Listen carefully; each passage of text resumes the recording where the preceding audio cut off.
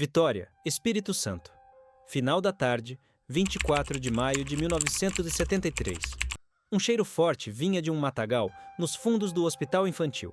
Moradores estranharam e chamaram a polícia. O que os investigadores encontraram ali marcaria para sempre a história criminal do Brasil. Era o corpo de uma menina, em avançado estado de decomposição.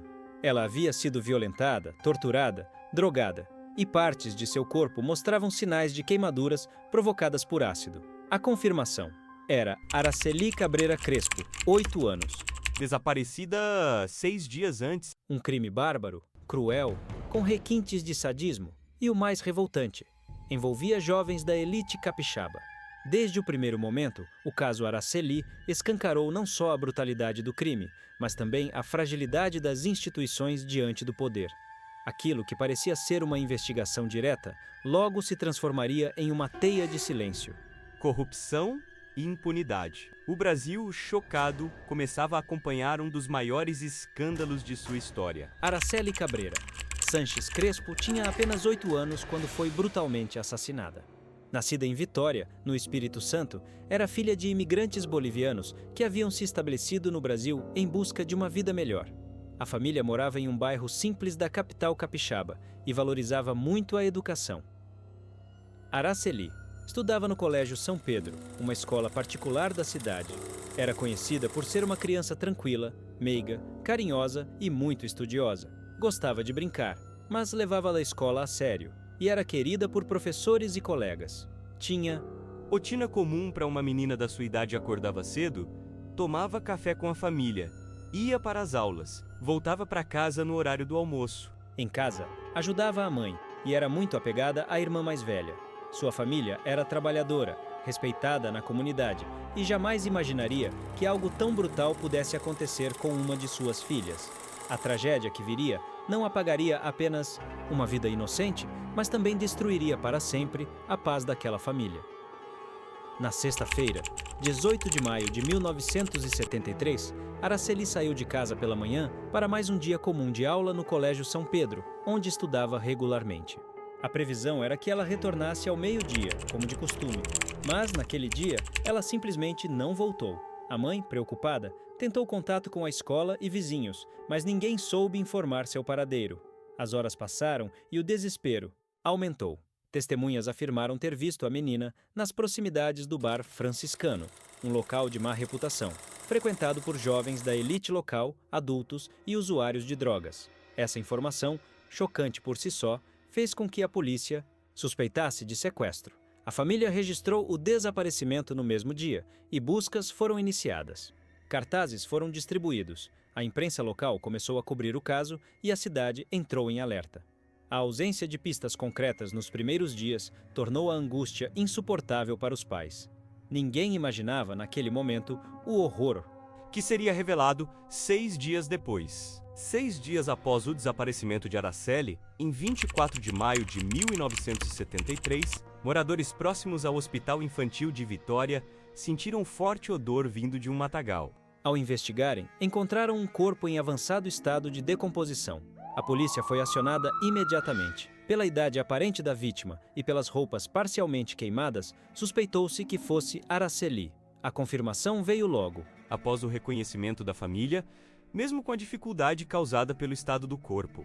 O laudo pericial revelou cenas perturbadoras. Araceli havia sido violentada sexualmente, apresentava marcas de espancamento, sinais de tortura e lesões causadas por ácido, o que indicava a tentativa deliberada de apagar vestígios do crime.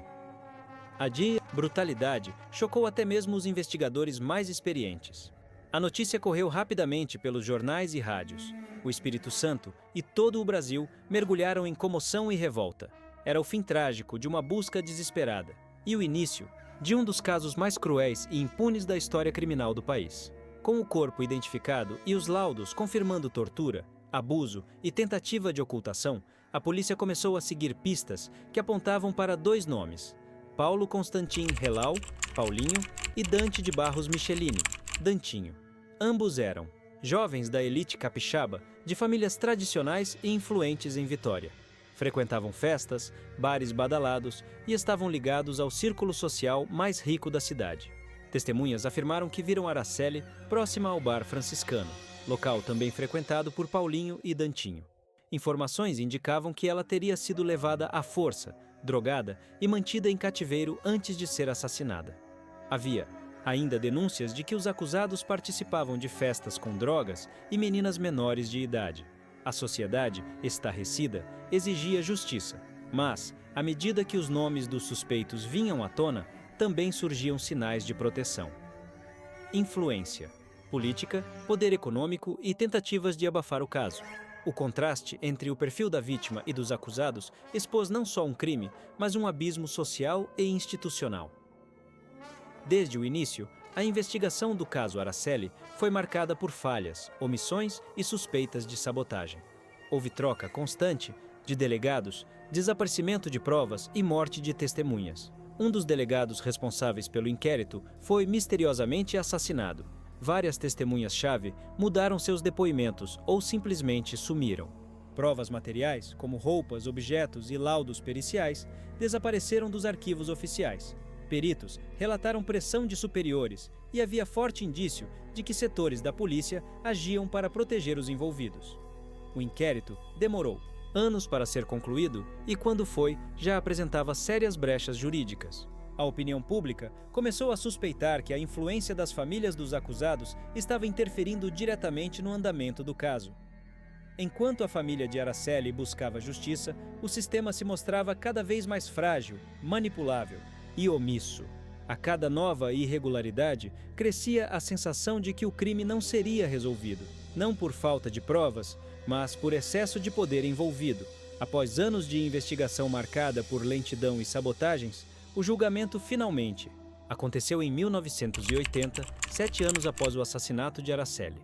Paulo Constantin Hellau foi condenado a 18 anos de prisão e Dante de Barros Michelini a 5 anos. Contudo, pouco tempo depois, as sentenças foram anuladas sob a alegação de falhas no processo, como vícios formais, contradições nos depoimentos e insuficiência de provas. O caso voltou à estaca zero. Em 1991, quase 2 décadas após o crime, ocorreu um novo julgamento. Dessa vez, ambos foram absolvidos por unanimidade do júri, com base no princípio da dúvida razoável. A acusação, já fragilizada pelas interferências anteriores, não conseguiu sustentar as provas diante da ausência de evidências materiais e testemunhos sólidos. O veredito gerou indignação nacional. Nenhuma prisão foi cumprida. Araceli foi enterrada 2 vezes. A primeira, quando seu corpo foi encontrado. A segunda, quando a justiça decidiu que ninguém seria responsabilizado por sua morte. Mesmo sem justiça, o caso Araceli não foi esquecido. A brutalidade do crime e a impunidade escancarada geraram forte mobilização social em todo o país. Organizações da sociedade civil, movimentos feministas e entidades de proteção à infância passaram a usar o nome de Araceli como símbolo da luta contra a violência sexual infantil. Após décadas de reivindicações, em 2000, o Congresso Nacional instituiu oficialmente o dia 18 de maio, data do desaparecimento da menina, como o Dia Nacional de Combate ao Abuso e à Exploração Sexual de Crianças e Adolescentes, por meio da Lei nº 9.970. Desde então, todos os anos, milhares de ações educativas, protestos, palestras e campanhas são realizadas em memória de Araceli. Ela virou um marco, uma bandeira de resistência. Seu nome ecoa em cartazes, discursos e projetos de lei. Mesmo sem condenações, sua história provocou mudanças na legislação e na conscientização popular. O caso se tornou um divisor de águas na forma como o Brasil passou a tratar crimes contra crianças. Apesar da absolvição dos acusados, o caso Araceli nunca se encerrou completamente. Muitos fatos ficaram de fora da versão oficial. Durante a ditadura militar, o jornalista José Louzeiro escreveu o livro Araceli, Meu Amor, que detalhava o crime com base em documentos e entrevistas. A obra foi censurada e retirada de circulação por trazer revelações comprometedoras sobre os envolvidos e apontar possíveis conexões com tráfico de drogas, pedofilia e proteção policial. Décadas depois, em 2023, um novo livro investigativo resgatou o caso com base em documentos inéditos que haviam sido ignorados ou arquivados. Essa nova apuração reforçou a tese de que Araceli teria sido usada como isca em festas promovidas por homens poderosos e que sua morte poderia ter ligação com redes criminosas maiores, blindadas por influência política. Há relatos de outras vítimas com perfil semelhante na época, cujos casos também ficaram sem solução. A narrativa oficial, portanto, pode ter sido apenas a superfície de um esquema muito mais profundo e assustador. O caso Araceli continua sendo uma ferida aberta na história do Brasil. Passados mais de 50 anos, nenhuma prisão foi feita, nenhum culpado punido e a dor da família permanece viva. O que começou como o desaparecimento de uma criança inocente revelou um sistema podre, onde o poder político, o dinheiro e o silêncio foram mais fortes que a verdade.